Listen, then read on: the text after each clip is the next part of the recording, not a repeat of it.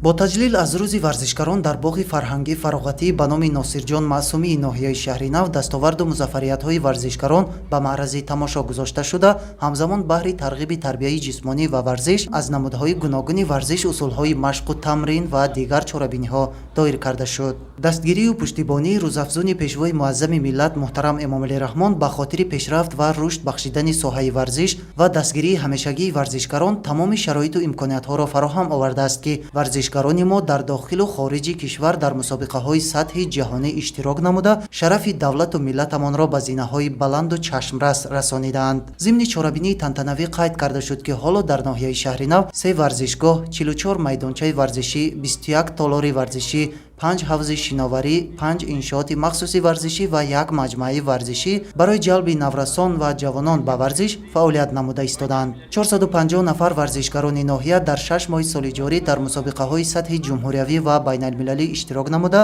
дар маҷмӯъ 215 медал аз ҷумла 32 медали тилло, 41 нуқра ва 142 медали биринҷиро сазовор гардидаанд. Дар идомаи ҳамоиши тантанавӣ мураббиёну варзишгароне, ки ба натиҷаҳои назаррас ноил гардидаанд, бо диплому сипосномаҳои мақомоти иҷроияи ҳокимияти давлатии ноҳияи шаҳри Нав ва тӯҳфаҳои хотиравӣ сарфароз гардонида шуданд. Дар фарҷом аз ҷониби шӯъбаи фарҳанги ноҳия барномаи рангини консертӣ пешкаши ҳозирин гардонида шуд.